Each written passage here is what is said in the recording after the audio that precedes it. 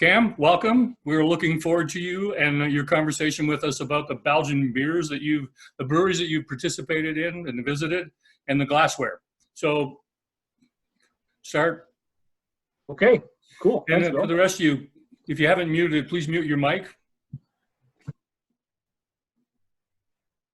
Okay, cool. Cam.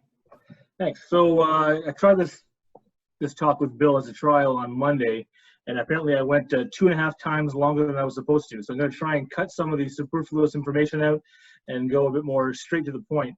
I initially wanted to talk about the benefits and the differences between different types of glassware when it comes to beer tasting. But now I'm just going to kind of shove that right onto like what is kind of distinctive about Belgian glassware and why. I guess the question is, why is glassware important, essentially?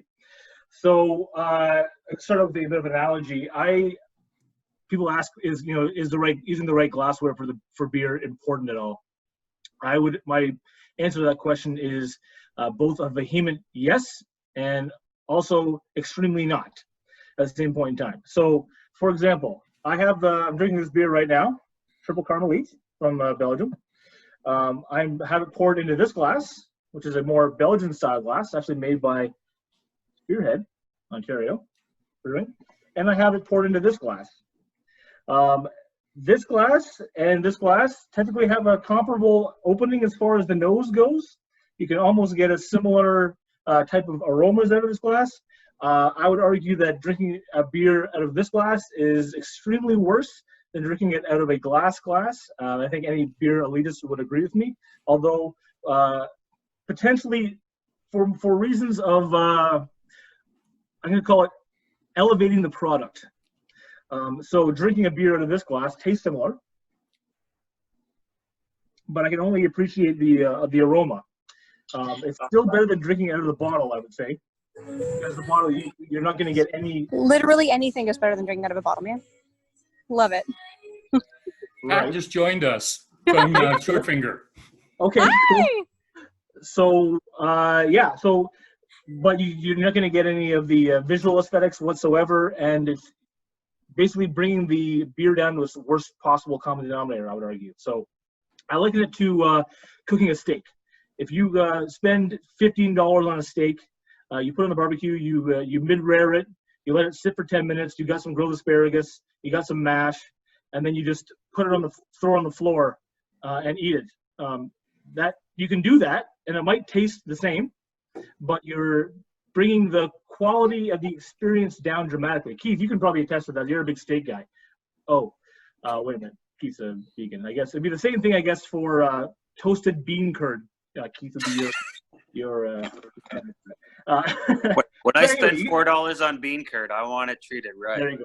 Well, I think you get my point, though. So, what Belgians kind of excel in this kind of glassware talk is that they have a number of different glass styles in Belgium that kind of go to accentuate the type of beer, the style of beer you're drinking, as well as the experience of actually drinking it. So, the first one I want to talk about was just a generic your tulip-shaped glass. So this is just a generic tulip-shaped glass. Again, this is an Ontario version, but this is going to be a classic example from a Belgian version. This is a brewery called Porcendonk. Things to notice about this glass compared to a glass like this, for example. You guys have probably all seen the Duvel style glass. Both of them are comparable in like the whole hourglass kind of thing. Kind of like the shape, like the curvaceous female form, I like to call it. So it has, the large bulb down here, the narrowing neck, and then the opening on the throat again. So this area here helps to restrict the head from dissipating too much. Also, then it opens up again into have a relatively large area for breathability, like to appreciate the bouquet. So, for example, on the beer that I'm drinking right now, you notice I only poured it about a third, maybe even less than that, into the glass, because that way I can get my nose right in there, almost like those you've probably seen the Scotch glasses that almost look like a smaller, like a thistle version of this. That's for what I would call personally, in my experience, a very typical Belgian style glassware. So Duvel is this one here, of course. Duvel comes in 330 ml bottles normally. That fills the glass up to approximately here. The rest of that they're going to fill with head when they're pouring it.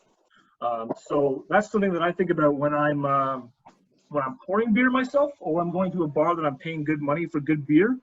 In Belgium, a lot of times they might pour a partial of the bottle and then leave the bottle on the table for you to finish to pour. Or sometimes if I'm going to a bar where I know the beer, but I'm not happy with the service, as in I'm talking to an 18-year-old person, I will ask them just to bring me the bottle and the glass myself so that I can actually do a proper pour, because you want a good amount of head in there to for the aroma and for the tasting. So those are a couple of glasses. This one also has a kind of cool feature to it. I'm going to zoom in a little bit here. You can see the shape here actually is flattened, which actually encourages the holding by this place as well. So it kind of keeps your hands off the glass. So you do normally want to have your beer served at the correct temperature anyway, as I'm sure we're all aware. That could be done by just bringing it out a few minutes before you drink it. But also you want to keep your hands off the glassware, similar to what you do with a wine as well, which is why, I also use wine glasses for beer tasting, because it keeps your hands off the glass from and altering the temperature more than you want to. So first couple of basic Belgian glasses, these guys here, so I'm a big fan of. Moving on to the next style, I was going to talk about, basically these guys here. So I don't know if you guys see this at all. This on the very bottom of this is a glass from Belgium. You can see it says Creek on the bottom. That's a fruit beer, right? Or a sour cherry beer. You guys are probably familiar with that at Short Finger. A lot of times in Belgium, there's two ways that I've seen fruit beer glasses. This one is one that I personally prefer. Again, you're going to want to have a small pour on it, a lot of head on it. Bars that I went to also serve fruit beers almost in a glass like this, a lot like tall and skinny, almost like a typical Pilsner glass. And they don't have, I'm not going to go into that too deeply, but basically, thing to consider about for glasses like that are served in tall and skinny like flutes. Bill, you have a flute there? Did you bring a flute today or not? Of course I did. Okay, good. So yeah, the idea of a flute style glass is it for beers that are a bit lighter, a bit more effervescent. It limits the amount of exposure that the beer has to the environment. So generally speaking, the carbonization release is a lot slower. So that's why people shifted from maybe back. You probably think of back in the 30s or 40s, your typical femme fatale, maybe sipping champagne in a glass like this. Back in the day, they changed, I'm not sure even when that was, Bill, but maybe you can help me with that, but several years ago to be the preferred style being a flute for champagne, correct? So that would have been in the 30s, 40s, was in the 50s that they introduced this style of champagne glass. So the benefits of using a glass like that is it keeps your beverage colder and more carbonated. However, the nose is so small, you don't get a whole lot of aroma off it. So appreciating champagne, for example, in a glass more this style, which is a Belgian Trappist chalice, actually will probably enhance your senses nasally, but actually might make your drinkability window a lot smaller, if you will. So moving on. I prefer these guys though because of the bouquet you get out of this is substantially greater than out of a skinny glass. Think about what people say. I've read it was 80% of your taste comes from smell. Even if it's a fraction of that, let's say it's 50%. That's still a substantial amount that you're not getting out of a skinny glass. This guy here is one of my more favorite ones. I was wandering around Brussels one day looking for a good bar. You don't always find them. I happened to find one though that was it was a cross between a museum and a bar. Every wall was like an old dated photograph of either the area, some cool stuff, random people I didn't know. The seating was all like old style church pews that had maybe room for 2 or 3 people maximum. And I randomly, if you go to bars in Belgium, for those of you who have been at Ed, I know you've been there a few times, but their beer Bible is substantial. You may know some of the names, you may know a lot of the names, but you probably don't know all of them. So what I usually try and do is I pick a name that looks like it could be good. Sometimes it works out, sometimes it doesn't. This is one that I'm very happy with. I tried though. So this is a glass by, can't really see it. Sorry guys, the Windows problem. It's called LaFour anyway. As you can see, the shape of this has kind of your tulip, your general tulip shape, but it also has a substantial stem on it. It's kind of a hybrid of both. But the important thing I wanted to show you guys with this one was, can you see where the fill line is for this glass? So even with the manufacturers recommending no more than this for the actual beer amount in the glass, whereas I think a lot of people, I'm thinking of those of the English descent who want their beer to be almost overflowing in the pint glass when they get it, otherwise they consider themselves to be thefted. That's kind of the opposite of what we're going for when it comes to Belgian beer anyway. Moving right along, again, I kind of touched on this earlier. The last kind of style that I think is relatively unique, especially to Belgium, is going to be your chalice. Any good Trappist fan probably has several of these in their collection. Things to note about these guys: every brewery has their own glass style, although all of them, they are quite comparable. Similarities are going to be the shape, more of a bowl style, like a fish bowl style almost. Differences would be you can see there's a gold or silver rim sometimes on these. Other times there will be engraving on the stem to also help you, where do you want to grab it from. And finally, on the inside, some glassware will even have like a carvings or an etchings inside to help with the continual release of CO2. So it's always kind of bubbly a little bit. Unfortunately, the glasses I have here don't have that specific function on them, but it is common to see that as well. So Trappist, the difference is these guys are, see their breweries who make maybe one beer a year. Sorry, one beer style, generally speaking, maybe up to three or four. Westmalle that I know has, I'm going to say, well, two for sure that I know of. Orval, your favorite, only makes one beer, right? So literally, they make one beer. It's like steam whistle, only for people who like beer. The glassware is a lot more open, a lot more get your whole face over that. And these are guys who are putting a lot of ingredients and a lot of time into their beer. So it's designed for maximum aroma retention. Last two ones I have here are just kind of more like a fun aside little things. First time I went to Belgium is because I was watching In Bruges, which is one of my favorite movie sidebar. And I recommend watching the movie and then recreating it yourself when you go to Bruges. Everything that they do is fantastic. So this is a glass that I found all the tourists drinking when I was in Brussels the first time. And I thought it was just a gimmick completely, so I didn't buy any. You may have seen this style of glass made by the Pavel Kwok company, if you are familiar. They were selling I think 3 of these for €10. And I'm like, that can't be good if it's that cheap. So I didn't buy any. My second time to Belgium, I just bit the bullet because I got tired of people walking around with these, which are, of course, the holders for the glassware. And I tried it, and I was excellent. So I would definitely recommend Pavel Kwok if you get a chance to try it. It's a lovely 8% amber Belgian beer. Stylistically wise, though, it's almost more like a science beaker than anything else, I would say. Almost complicated to drink out of because when you get to the final amount, you get sloshed in the face. If you guys have seen a Beer Fest with the whole drinking the boot kind of thing, very reminiscent of that, only on a minor scale. But it is a pretty cool glass. The trick I would recommend is don't try and drink from it while you're holding it in the handle. This is the stand. This is a stand, not a handle. Keep that in mind. So that was kind of a cool one. And then I was staying at a hostel in Bruges, and hostels sometimes have a guide of what local people recommend to do when you're there. So one of the places they recommend to, if you're a beer fan, is to check out this place called Staminet de Gare. Has anyone ever heard of that one or been there? No, okay.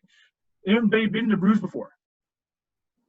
1, 2. Okay, so this place, if you are recording this later, watching this later, Google Staminet de Gare if you want. It's a super cool place. If you're walking from around the main area, the Belfry area, this is one of those bars that dates back to, I would say, I think the 16 or 1700s. It's one of those kind of style bars. It's in a side alley that you can't even barely see from the main road, so it's possible to walk by it several times without even finding the alleyway to go down into it. Super small place. It's an old. It looks like it could be made from. Imagine just a collection of old gallows. The wood from that kind of thing, just like huge beams. It's super skinny, 3 stories tall, and they serve one beer there that is contracted for them. It's called Alagar. It's a Belgian triple at 11%. And they serve it in what's called their own glassware, which is like a fishbowl kind of. It's like this. So this is one of the ones I think is a bit more of a unique style to Belgium as well. The bottom, as you can see, is a solid base. It's the solid glass, very weighty to it. And then you have a huge, almost like a chalice style opening on top, and then like a little bit of a curvature as well. This glass, they'll pour to you again approximately about here full of beer. I've had the head in the beer though, which up to here, last for the entire time I was drinking it. Fantastic. Bill's going to talk a little about the Belgian beer lacing. Unfortunately, the one I'm drinking right now as well doesn't have a whole lot of that going on. The idea of like leaving marks along where your beer has been consumed, like a Guinness would have that as well. There you go. Thank you. That's very helpful. Yeah. Okay. Yeah. Super common to get that in Belgium as well. These guys are fantastic though. They'll only pour you 3 of these while you're there because they're 11%. Everyone comes served on a small platter with a doily, cubes of cheese, and a toothpick. That's what I would call the ultimate elevation of a product. So the beer itself is also fantastic. That's the best part. So I went there my first time to Belgium. We just tried it out. The beer was great. But this is back when I didn't know what good beer was so much. So I went back 4 or 5 years later, and I thought, I don't even want to go to this place anymore because the experience was so good the first time. I'm going to be disappointed. I went there. I ordered one. It was better than I had remembered, and it came with, again, the superior elevation of the product. It was just fantastic. I had another, and I went there the next day before I caught my train back to Brussels. So this glass itself cost me 18 euros to purchase. I could only bought it from the bar. This glass here, which is ultimately even, I think, even a nicer glass, cost me less than €1 from a used, like a Salvation Army store in Belgium. So I bit the bullet and bought this bad boy. I don't regret it. It's like one of my prized collections from my Belgian glassware exhibit. So this is a small, not small, it's a good representation of what I currently use for glassware for what I'm drinking. And that's the shortest I can get that, Bill. I hope you don't mind with that being the end of my presentation so far. Just fine, Cam. Okay. Just Cool. fine. Guys, can unmute yourself now. Just got a couple things to say, and then I'll open it up to questions for Cam. The first one being, remind you all, the Kickoff Annex website is now live, thanks to David. And you're going to watch him do this when I say the next thing. This week's challenge, last week's challenge was to buy a 6-pack and taste it and record it on our website. Now that we've got a spot to do that, throw the other 5 in the fridge. Every 3 months, tap one and put your impression on it down. And then at the end of 15 months, you will have had an opportunity to see what happens when you age a beer in a cellar. This week's challenge, what I'd like you to do, find yourself a Belgian style beer, because all the Belgian beers sometimes aren't easy to find.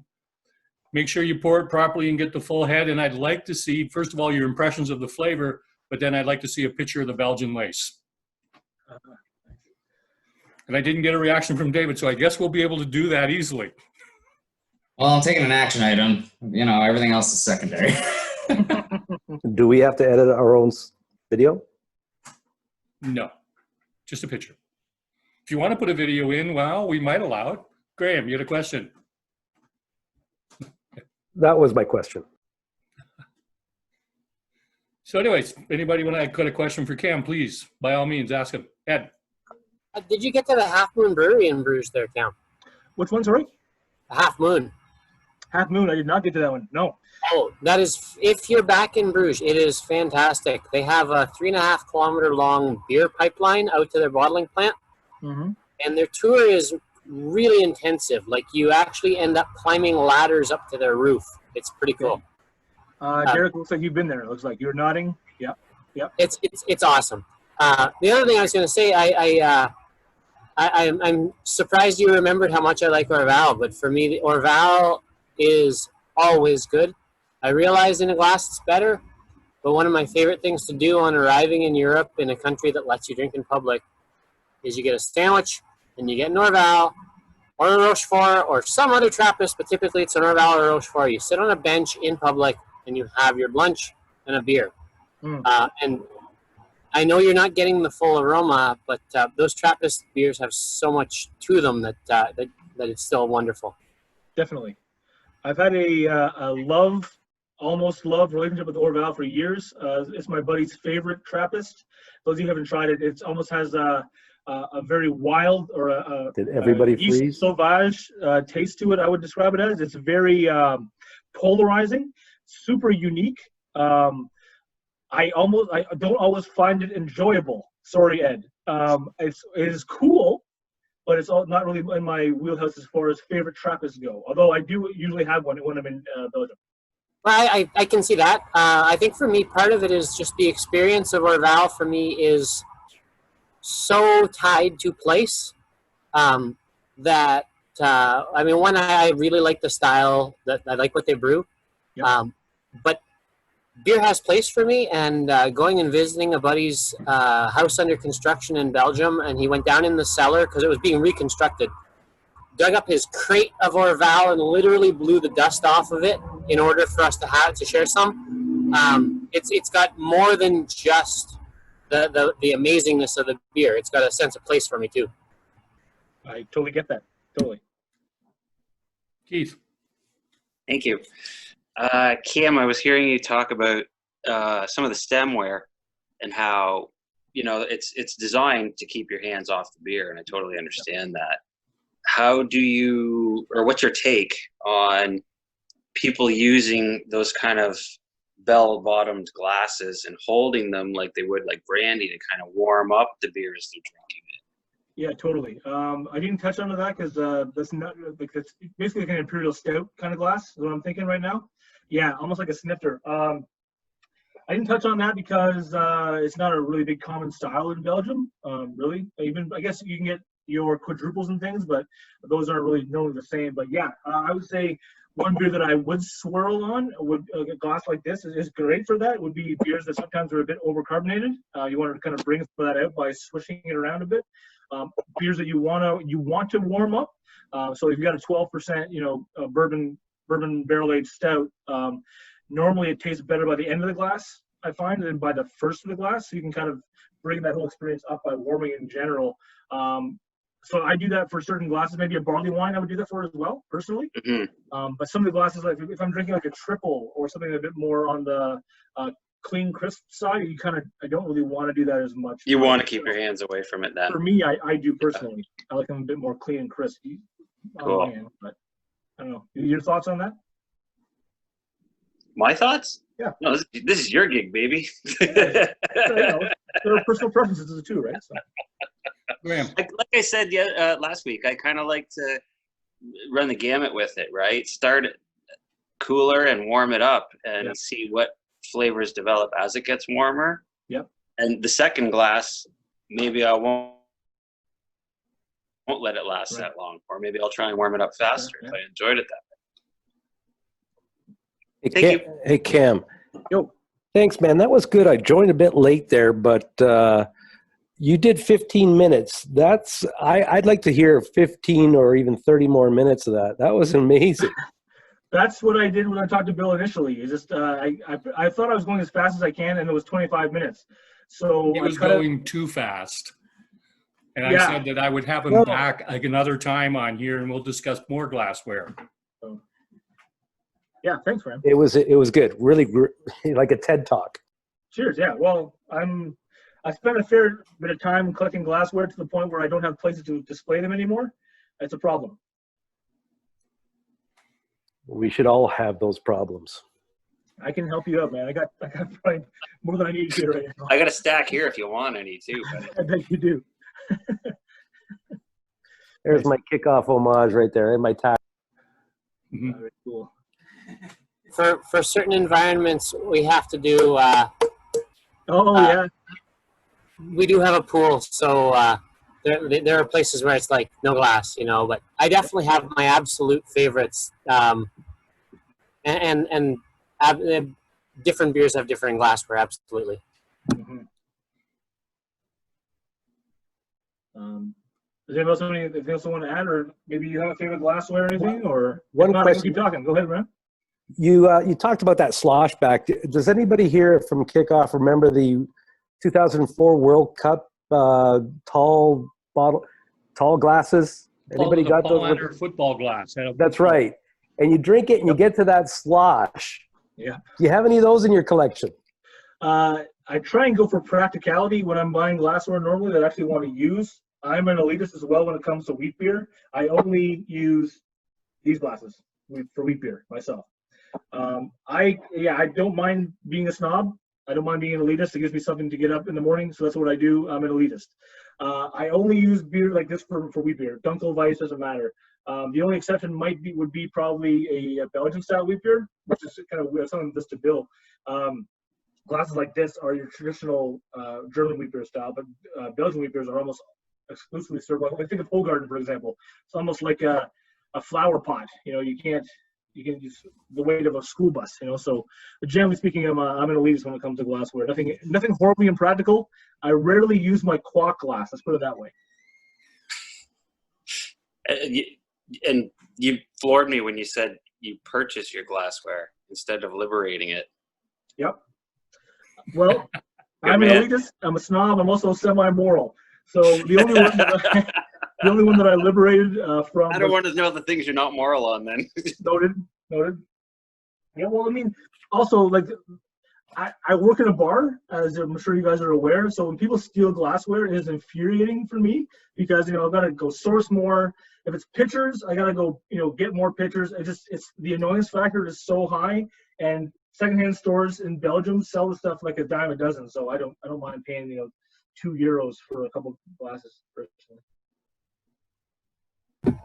Peripheral topic, but I can't help but think about it. In Germany with Pilsner, the most restaurants will serve 250s at literally 50% of the price of 500s, because for them the Pilsner needs to be cold, and it is a matter of principle. And they're not like it is truly half of the full glass. You could buy a full if you want. It's truly half, and it's half the price. Do you see that ever happening here, or will it always be it's not truly a half, and it's also not half the price? Good question. I know I'm going outside of Belgian and glassware there, but no, yeah. That's Bill. That's a Bill question. Kind of Bill, but kind of also glassware. Like a 250 glass of Pilsner is the way you drink it. Yeah. Unless you're like North American, I think. Yeah. The Germans I've drank with, it's like, no, they only order 250s. Yeah, I agree with it. I didn't touch on that at all. Like the size of glassware, mostly it's going to be this style, but smaller, essentially, right? Yeah, I get that. Getting into how beer is sold gets into minimum price per liter, what you can call as a serving as well. I think is it $2.25 now, Bill? Is the most you can the least you can sell a product for? Does that sound right? $2.25? That's a good question. And they changed the rules a couple of years ago, and I'm not 100% up to speed on what the change was. That's the minimum you can sell something for. I bet you that about I would bet it comes down to the brewery specifics. So they would put that forward as something they want, or the demand from the clientele. I don't see the demand ever happening from the clientele here, because me neither. Our metrics aren't real. A pint is not a pint. A half pint is not a half pint. We are nowhere near that. Whereas in Germany, when you get a small and it's 250 milliliters, and a large and it's 500 milliliters, and the small is €2.50 and the large is €5, it's so direct. And I mean, we get the influence of the U.S. where a pint has gotten smaller and smaller and smaller, even though it's actually a unit of measure. Yeah. That's a tricky one, too, because you can't legally sell a pint in Ontario. I think you can't call it a pint if it's less than, I think if it's more than a half ounce off either way. I'm pretty sure there's a limit on the units of measures. I'm pretty sure. There's also the problem of, is it you selling U.S. pints or imperial pints? Because that's 18 versus 20. But I can tell you from demand, from my perspective, I'm not sure what you're looking at your end, Bill, but the demand for anything less than a pint, as in like a half pint, is such a negligible amount of sales. Nobody wants them. We'll offer them, but nobody wants to buy them, generally speaking. Bill knows that halves are my favorite. bear, and you are the negligible percent, perhaps. He's, No, what do you thoughts on he's that? the outlier on the bell curve. What can I say? Kat, did you have a question? Because I do, yeah. You may have already answered it because you've talked about the fact that you're, a bit of a glassware snob. But I was just curious if you have, do you always match to the style? Because it seems like you have a super extensive collection. Or is there one glass or one style of glass that in a pinch you'll just kind of always go for? I'll answer your question twofold. They're almost exclusively for Trappist beers. I will use a Trappist glass. That's because when I first really started appreciating well-made beers, it was Chimay that won me over. Maybe back, you remember, maybe back 8 years ago or so, when you can easily get Chimay regularly at the LCBO. That's one that kind of really opened my eyes to what Belgians were making. So in my head, I've kind of divided off Trappist as being sacrosanct, and then everything else I'm kind of a bit more lenient on. What I will normally do though is go to a friendly aroma glass as well as a comfortable to hold. So actually, this glass here, a style like this, is a very big go-to for me because it's super small. It's small. You can pour out, your maybe 150 mil, 200 mil sample, get a good amount of head on it, top it up.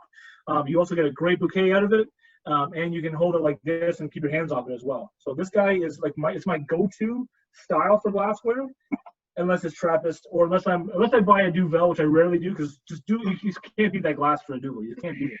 So that's actually, I have an 8-ounce Duvel glass. There you go. Because when Chimay started coming in the LCBO, it was my husband Rob was working for Horizon Beers, importing it right at the time, and so nice. We ended up with all of the glassware. But I found, and I still find, that no matter how much we have, I have a favorite. I don't know if you have favorites, but my 8-ounce Duvel glass is my favorite glass, and it doesn't matter if I'm drinking a Belgian beer or an IPA or a Pilsner, I'm probably going to reach for that like 80% of the time. Yeah, totally get it. Like, because with IPAs, you know the aromatics as well, right? So the idea of that glass, it traps the head in, which you want in an IPA.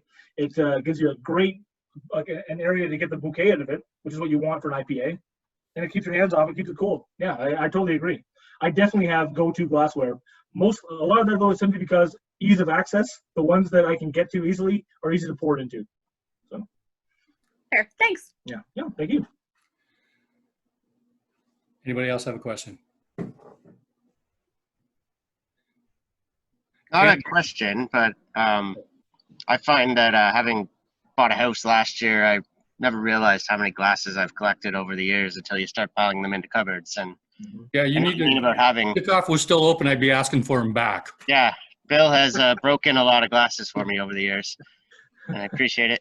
But I've got tons and tons of cupboards full of glasses, but there's a few that I like to keep in the front row. They are my favorites, and I find I will use those, but occasionally I will try to match the glass to the brewery. So if I'm drinking a Great Lakes, I'll put it in my Great Lakes glass. If I'm drinking a Sawdust, I'll put it in my Sawdust glass.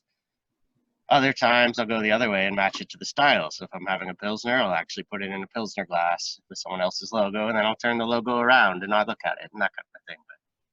So I'm a bit of a glass nerd, but in a different way, I guess. I'm with you, man. I started serving for a while ago in fine dining, finest dining, where presentation is super important. So the idea of only using the branded glassware to what you're serving, totally get that. Always presenting it label forward so that people are, you can see right off the bat, this is a blank product. I totally get that, man. I'm a big fan of that as well. Again, it's about enhancing the experience, right? So anything that, enhances your enjoyability of the product, I think is a huge deal.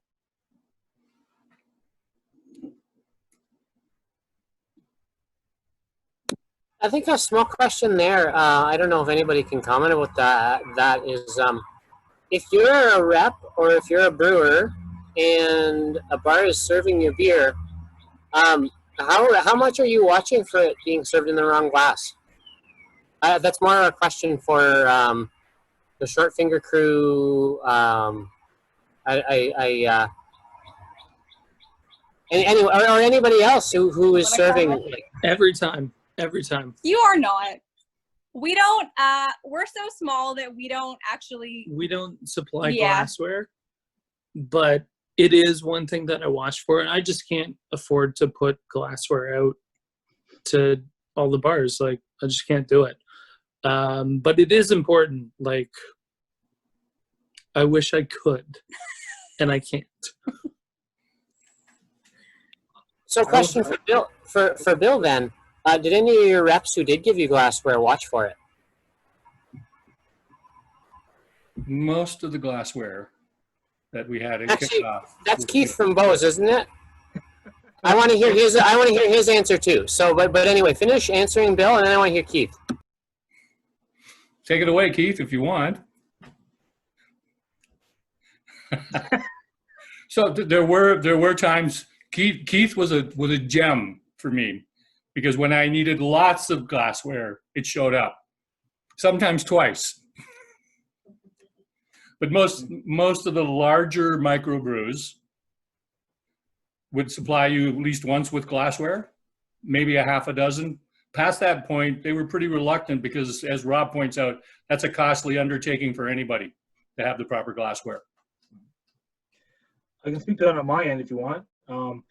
Having served again in a more of a finer dining, as well as going literally on international beer tours, I am such a big stickler when it comes to serving in only the appropriate and branded glassware that I will only serve the product in the correct glassware. If I do not have that glassware, I'll use a generic glass that has no label on it myself.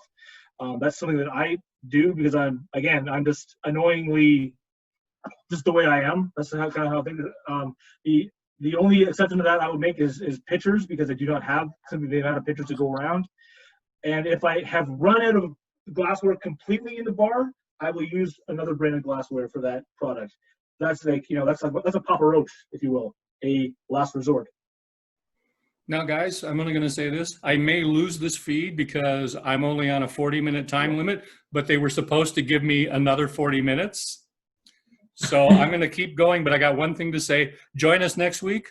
Ren Navarro is joining me, and her and I are having a conversation around diversity in the craft beer industry. She's a wonderful speaker. She's traveled all around. She's a brewer. She's been a beer rep. She's a very engaging individual. So now I'll turn it back over. Any other questions anybody has? Derek. I just want to pick up on that thing again about the breweries and their, presenting their own glassware or providing it. As I was saying, I often drink out of the brewery's glass if I have it. That said, it often doesn't match the style, right? You could be, and then I won't. So as a brewery, if you were, say you had a Pilsner glass only and you now brewed a stout, would you expect the bar to be serving your stout in that Pilsner glass? Or would you rather serve your Imperial Stout in a more appropriate glass for that style? Any of you people in the industry, I'm just wondering what your take is on that. I guess it's a bit, for us, it's a little bit different because we don't make a ton of different styles of beer. Rob makes mostly Belgian-ish, American-ish mixed fermentation. And so our in-house glass is a Gueuze glass because that suits all of our mixed ferm stuff. And it works. And the other thing that we mostly make is pale ales, and the Gueuze glass works absolutely fine for those as well. And so I guess, are we expecting bars to be serving our pale ales in a Gueuze glass? Absolutely not. Because it wouldn't really make sense. And also because, like IPA glasses are a dime a dozen at bars. There's lots of things that work well. And bars tend to have a lot of them. So we wouldn't really care about that. But again, like, we're also not kicking out ambers and regular lagers and imperial stouts. When I'm at home, I drink almost everything out of a Nonic. Almost everything. The dirtiest, worst glass you got out there. That's what I drink out of. And I like it. A 12 ounce, preferably.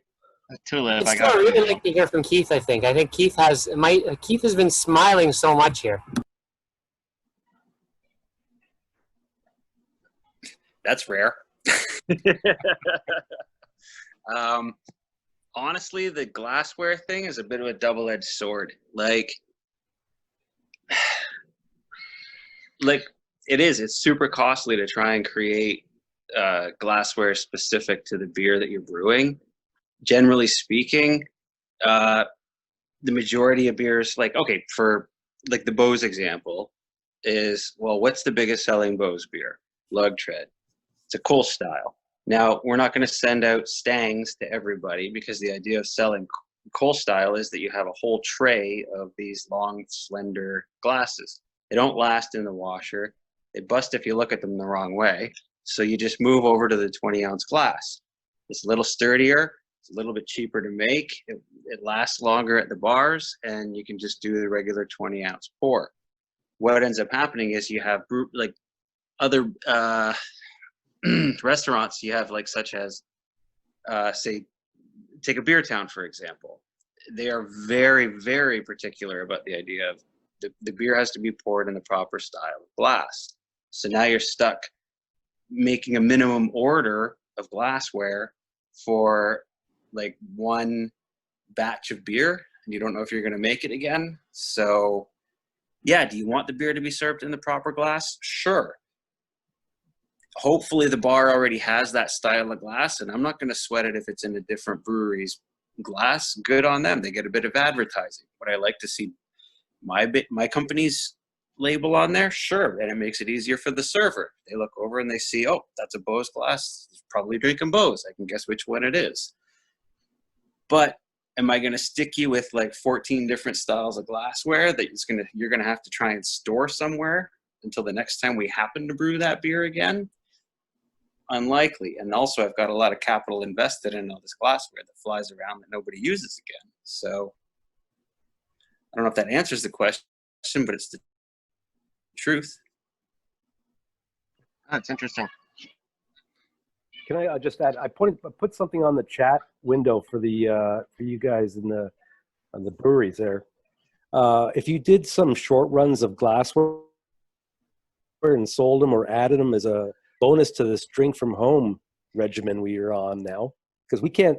Bill, you stopped washing my own glasses. I have to wash my own glasses by hand. So why don't you throw in a glass for your faithful retail clients? Graham, you literally had a picking of the entire bar. Like, what are you talking about? You could have grabbed as many glasses as you want. I grabbed my favorite one. Yeah, Space Invader. That's actually a big factor in what glass I choose. It goes with everything. I like to pick a glass that is short enough to fit in my dishwasher. That's often an overriding factor in what I drink out of on a given day.